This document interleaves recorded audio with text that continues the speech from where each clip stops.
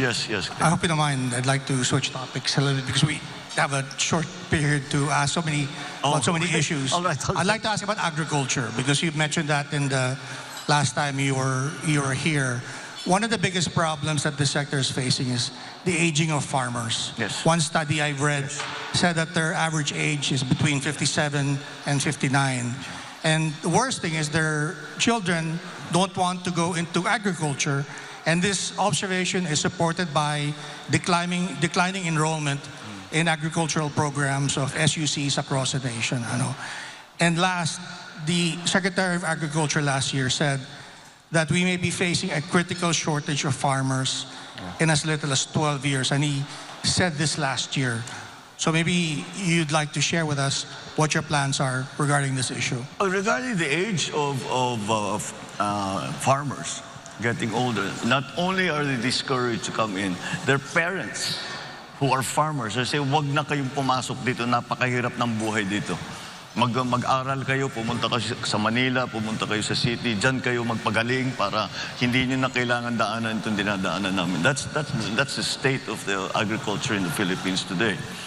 As a general rule, as a general concept, I think we have to really shift already from what is essentially still mom and pop operation and talk about agribusiness and talk about the industry of agriculture. And there are many things that we need to do to achieve that, to get to that point. See, let's go back to the issue of the age of our farmers and the young people who are not going into agriculture. If it is an agribusiness, if it is not the traditional farming method that we are always going through, that we have been doing for the last millennia, but move into something that is more high-tech, then that will necessarily need for the entry into more technically minded agribusiness practitioners. And that will bring the age younger immediately.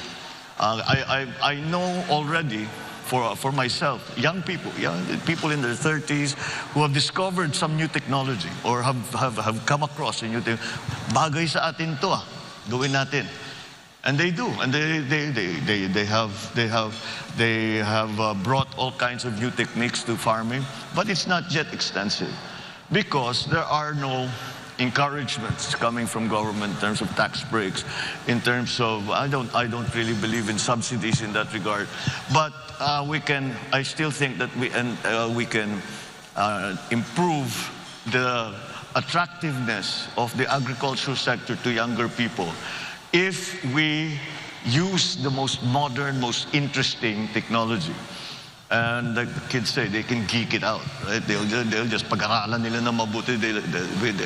That's a very interesting. It will become a very interesting line of work. Is there an important role for government to play? Because if you look at the public spending on agriculture in the Philippines, it's only about 1.7% of the national budget, far below what is being spent in other ASEAN countries. Yes. It's been that, and it has been that way for a long time. I think we have really neglected agriculture because we had a system set up where the entire value chain was attended to by government. And of course, the private sector practitioners come into the picture during the trading and in the market. But that was dismantled in 1986 and has not been a replacement for it. So we have to do it again. And if we look at the countries that we are competing with in terms of rice production, for example, they're Thailand and Vietnam, the obvious ones. Their cost of production is lower. The labor segment of their production cost is 1/2 of ours. And that's due to mechanization. We have not mechanized at all.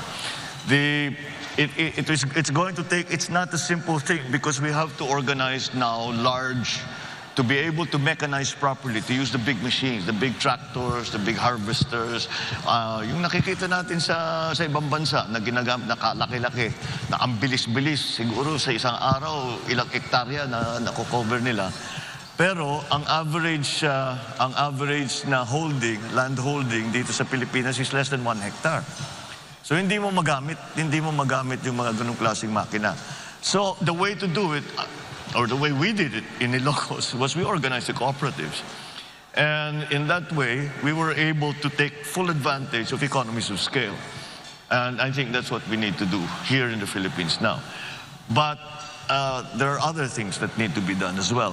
We have, I think the fact that we are importing galunggong has been made very, very public. It's been very, very clear that it is quite a surprise for us to get into that situation.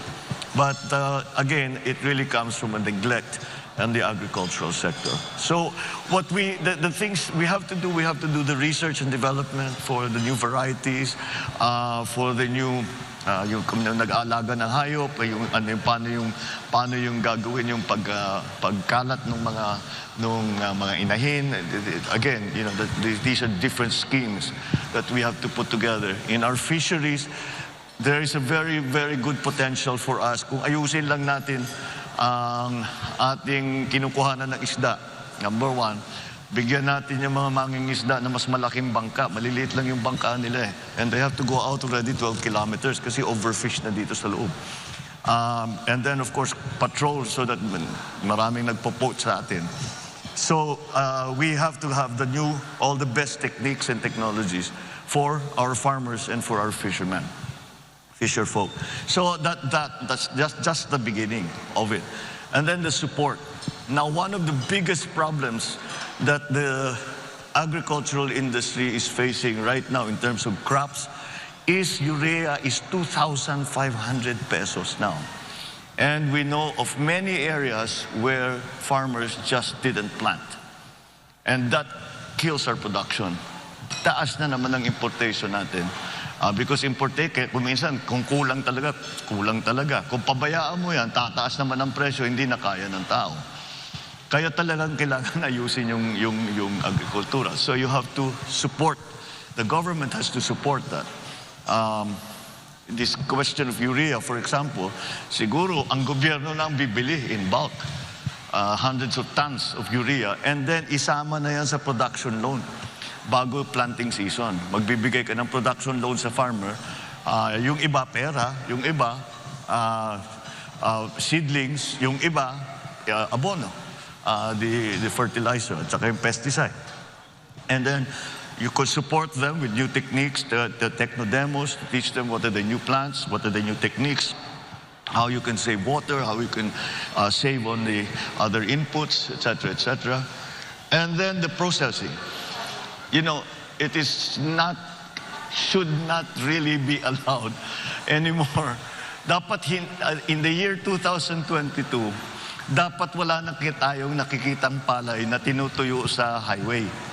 Dahil dapat meron na tayong binigay. Yan, si Rolex knows this well because sa local talagang yun ang problema eh.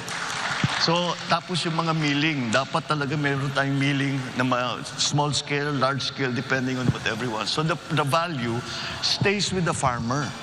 Hindi pumupunta sa trader na may malaking milling na planta. I mean, there's nothing wrong with the traders. They have a part to play. But let's keep as much of the value added and give it back to the farmer. And then, if we are able to do that, gumanda ang ating production, bumura ang ating production cost, we can directly sell it. And the kadiwa is the example that we always use. We can sell it to the public at a lower price, assuming the government will not make a profit, because the government should not make a profit. So they should be able to sell these basic agricultural products for less.